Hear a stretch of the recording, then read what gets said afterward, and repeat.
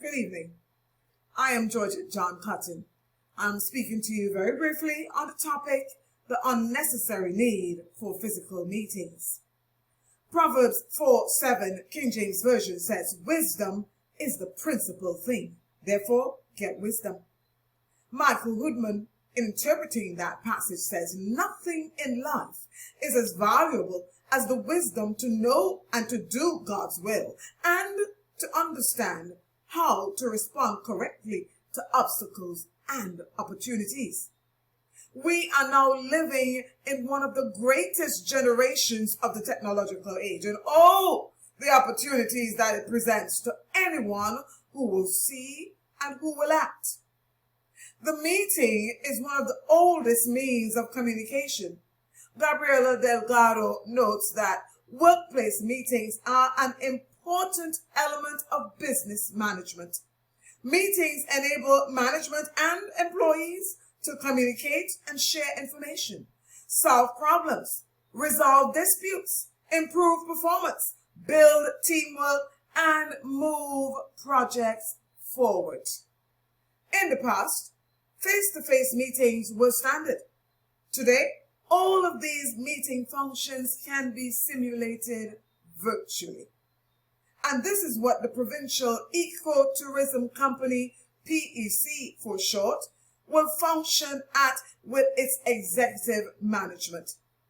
At one point in time, the PEC was among the first company to lead the charge of developing ecotourism as a viable business, when most of the Caribbean was still focused on sand and seawater tourism.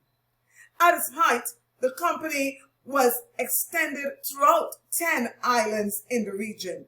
Today, facing the reality of change, they are now down to 6 because of a dwindling bottom line. Now, following a specially commissioned study, the company made the decision to eradicate business meetings, face-to-face business meetings among its top management executives.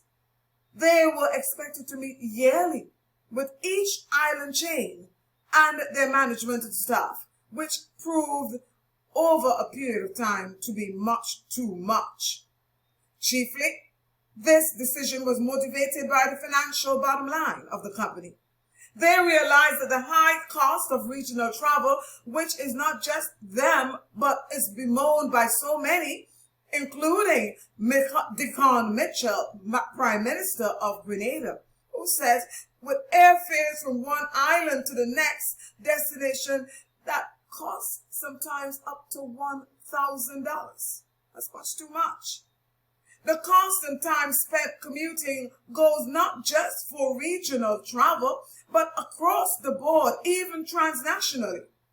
Rebecca Heller, she did a cost analysis study on face-to-face and virtual communication, and she found that it has saved such companies up to $50 million, proving that virtual is the most cost-effective way of doing business.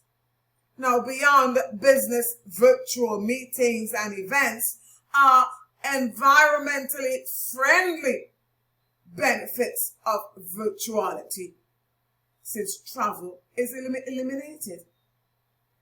Business is about meeting needs in effective, efficient, and financially beneficial ways. Now, while the cost of per diems and travel are immediately acknowledged, let's not forget that there are other elements that contribute to the lack of productivity of face-to-face meetings. The bantering, the talking off topic, people having separate conversations, all these add up to less productivity, and yes, they affect the bottom line. In all of this, let's not fail to mention COVID-19, the pandemic we've just come through. And we thank you, God, for virtual platforms. As the world reeled from this plague, many businesses were able to survive and thrive because of virtual platforms.